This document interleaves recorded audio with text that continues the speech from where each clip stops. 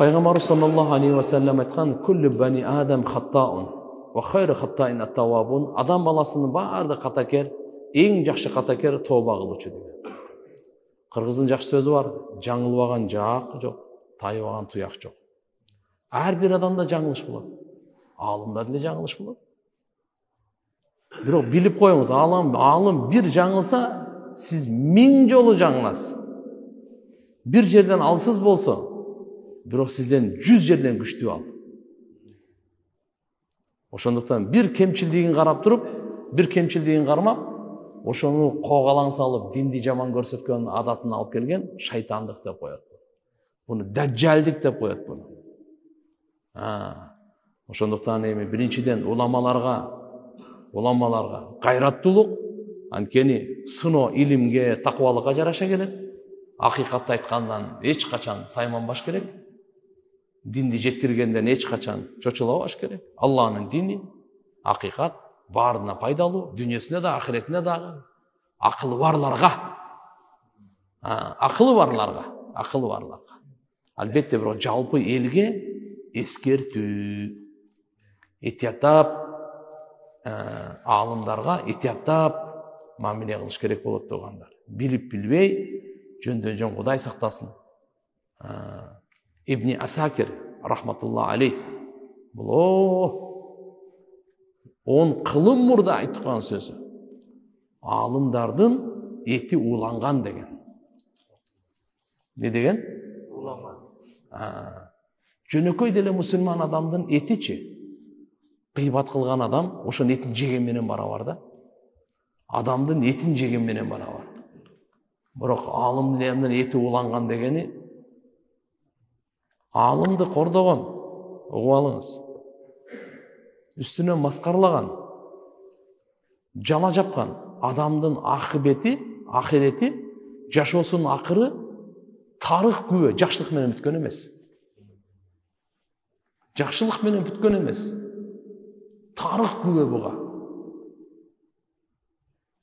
Ошондуктан иншалла карап туруп, урматтуу мына мекендештер, акыркы күндөр мен эле өздөрү көп соцтармакта эле карай бербейм мындай деле. Тияк бияка сөздөргө, дамыналарга сөз тийгизүүдө, динди жаманатты көрсөтүүдө, жок. Кудайдан коркуш керек тасыр. Эртеге Алла субханаху ва таала алымды сынайт, сабырдуулугун сынайт, даража бериш үчүн сынайт. Жөнөкөй элди сынайт. Кана кандай күмөндө, кандай ойдо, кандай сыйда.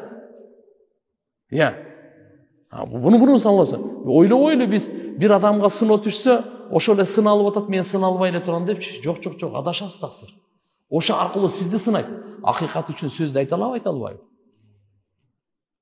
Акыйкат үчүн жүрөгүңдө сен иман барбы, Алладан корку барбы, же совсем тирүүнүн сүрөтүндө өлүксүнбү дейт. Андай болбойт да. Хикаяттарда келет. Ибрахим пайгамбарды отко таштап атканда, ол оттун отунун айлап Намрут бадыша топтоп өтө бийик топтогон. Ал бүткүл дүйнөнүн бадышасы болгон. Анан Ибрахим пайгамбарды отко ыргытканда, путу колун байлап туруп. Чабалекей келген экен. Кичине бир суун көтөрүп алып. Чабалекей кайтып келген. Эми жардамга келип атат да. Сенин ушул бир тамчы сууңдар ушул от өчөбү десе, өчөбү мага кызыктырбайт. Эртеге Алла кыямат күнү сураса, менин сүйкүмдүм отко ташталып атканда эмне кылдың десе, мен жообу жок калып калбайын, колумдан келген ушу бар эле, ушуну кылдым деп айта алайын деген экен. Колумдан келген ушу жоопту айта алайын. Ушуну айта ала турган болоюн мен депчи. Дуа менен, ошон үчүн иншалла акыйкат да болгондо, машаалла, бар элди ынтымакка, жакшылыкка, туура түшүнүккө, провокацияга эмес, дайыма алхамдулилля көтөрүмдүүлүккө, бирок жөндөн жөн эле мындай жалапалага жол болбойт таксыр. Билип туруп анан кийин кандай неме аласыз? Алла субханаху ва таала товфик берсин. Ошондуктан мынакей Ибни Асакир рахматулла алейх айткан экен. Урматтуу бир тууган, Алла Таала мага дагы сиздерге дагы өзүнүн ыраазычылыгына тоофик берсин. Мени дагы сиздерди дагы Алла Таала өзүнүн корккон бенделеринин катарына кошсун. Анна лухумал улама масмума. Алымдардын эти ууланган. Алла субхана ва тааlanın адаты бар экен. Бизге күн сайын өмүр берип жаткан Алланын адаты бар да. Ал адатты билип коюңуз, кандай адат экен. Ким алымдарга жала, акарат, арнамызына тийген сөздөрдү сүйлөй турган болсочу, эртеби кечпи ошонун сөз абийирин төгөт экен Алла Таала. Эртеби кечпи күтпөгөн жерден, бул жактан күтпөй, берим нормальный деп атабы, ушул жерден ачат. Энеси эсине келбей тургандай болот. Ошон үчүн өтө этиятта. Ибталахуллах таала кабла маутихи. Алла Таала аны сөзсүз сыноого салат өлүмдөн мурда. Тияктагы эсеп китеби өзүнчө. Бирок бул дүйнөдө өлгөндөн мурда сөзсүз сыноого салат. Айтат: "Фальяхдариллазина юхалифуна ан амрихи ан тусибахум фитнатун ау юсибахум адабун алим." Алланын өкүмүнө, пайгамбарыбыздын өкүмүнө каршы чыккан, пайгамбарыбыздын мураскорлоруна каршы чыккандар эсине келсин. Алар ушундай бир фитнага душар болот, же жан чыдагыс азапка душар болот. Алла субхана ва тааlanын сөзү. Ошондуктан жаңылбаган жак жок. Мен деле уктум Садик Кастамулланын эмесин. Жакшынака мен мындай деп айтып бергенден өткөнгү 4-чү сабакта, 4-чү күн. Да карап, ал бүгүн 1-чү күн болуп атпайбы? Эч кандай неме жок. Субханалла, тияк-бияктан сөздөр. Мен да ойлогом, бир кополораак, ороюраак жооп болуп калса керек да депчи. Ничего подобного. Жок, андай эле мындай.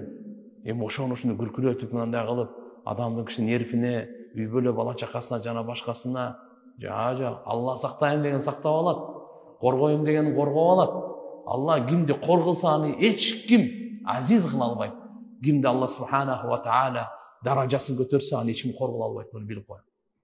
Кимге өлүм берсе Алла, аны эч ким сактай албайт. Кимге Алла Таала жашоо берсе, аны эч ким өлтүрө албайт. Кимге Алла Таала бейишке киргизсе, аны эч ким дозокко киргизе албайт. Кимди Алла дозокко чечип койсочу, бирөө дагы бейишке чыгара албайт аны. Ошон үчүн иншалла биз дайыма алхамдулилла акыйкатта, дайыма ынтымакта, дайыма эл бөлүнбөсүн, жарылбасын, мамлекетибиз аман болсун. Бу туура түшүнүктү тактап койгон маселе бар. Такталбаган маселе жокпу, токто. Бирок жөндөн жөн эле ушакка аралашып, жөндөн жөн эле билип билбей эле сүйлөгөндөрдөн этияттайлы. Кыйшыкка дайыма кыйшык көрүнөт деген ошон үчүн мен башында айтканым. Onun için жүрөктөрүбүздү түздөп жүрөйлү туугандар. Иншалла өзгөчө жаштарыбыз бар. Алхамдулилла, элибиздин ынтымагын дайыма кармак. Эгерде бир ушундай болгон болсо токтоп, кана эмне болду эле? Тактап коелу. Эгерде катачында эле жаңылбаган жак жок. Жаңылып келсе кечирип коелу туугандар. Урматтуу эл, менин жаңылышпайда мындай болуп калды. Бирок Алланын өкүмүн айтканда биз махлуктан коркпойлу. Ла тахафу. Махлуктан коркобу, лаумата лаим. Жок. Алланын өкүмүндө адалдай, арамдай. Ушул нерсе биздин бактыбыз, ушул нерсеге бүгүн наразы, эртеге рахмат айтат көрөсүз. Бүгүн наразы, эртеге рахмат айтат. Бирок Алла Тааладан да билип коюңуз, акыйкатты айта турган учурда айтпай койсоңуз, билип туруп айтпадыңызбы? Тууган, бүгүн сен махлукту наразы кылам деп, Алла эртеге ошону сени наразы кылып атат. Ошол сага наразы болот кайра. Буну Алла субхана пайгамбар саллаллаху алейхи ва саллям буну айтып кеткен. Ошондуктан иншалла дайыма элибиздин ынтымагы, келечеги, мамлекетибизге жакшы дуа кылып, ынтымак бекем курмак. Токтотуп, адилеттүү, урушуп, талашпай. Эки жакка соц тармак ага бөлүнүп, буга бөлүнүп, мындай кыргыз элинде, ошо кыргызстандыктар карап кандай динсиз, динде жүргөндөр. Анан булар теңирист, анан бул арабист, ада бир балакат, анан түндүк, анан түштүк. Астагфирулла. Нак шайтандын иши да, мен айтып коеюн. Дин эркиндиги берилген. Кааласаңыз ибадат кылыңыз. Кааласаңыз ибадат кылбаңыз, сен өзүң ишиң ал. Кыласыңбы, кылбайсыңбы? Ислам дини чакырык, ислам дини баалуулук, ислам дини сунуш, ислам динде мажбур жок. Бирок башкаларга андай эме кылып, укугуна киргенге акың жок да. Башкалардын укугуна акым жок анда. Ошон үчүн Кудайга шүгүр деп, алхамдулилlah, немат менен шүгүр болуп жашайт. Как раз сабагыбызга да туура келген кара. Сабак. Аллаху акбар. Мен бүгүн карап отуруп ла илаха иллаллах деп. Кандай туш келип калды. Будан ары иншалла өткөнгө салават дейт. Афаллаху масалаф. Калгандарын иншалла келиңиздер. Канча күн жашайбыз көп деле эмес. Бирок эртеги кыямат күнү жооп бере ала тургандай болуп жашайлы да. Сүйлөгөндө, баа бергенде, же бир нерсе кылганда, эртеги кыямат күнү мен ушуга жооп бере аламбы? Алланын алдында ушуга жооп бере аламбы? Мен тааныйм ушу кишини. Эмне деген билемби? Ал балдар айтышты мага. Бул качан бир жолу айткан экен. Хойт 10 жыл, 20 жыл мурда айтпайбы? Мисалы. Ушундай учур элем мен кандай. Иншалла, Кудайым буйрса, иншалла баары жакшы болот. Демек, фафхам вaqil wa la tajhal wa la taghfal an zalik. Караңыз. Жакшы түшүнүңүз. Акылдуулук менен жашаңыз. Надан болбоңуз. Мындай нерседен бекапар болбоң. Билип туруп кош көңүл болбоң. Жүрөгүңүздө ыйман барбы? Мусулмансызбы? Сиз бул жерде карап туруп, алхамдулилlah, Алла Тааладан коркуп, акыйкатты айткандан, жакшылыкка чакырып, ынтымакка чакыргандан эч качкан тайынбаңдар.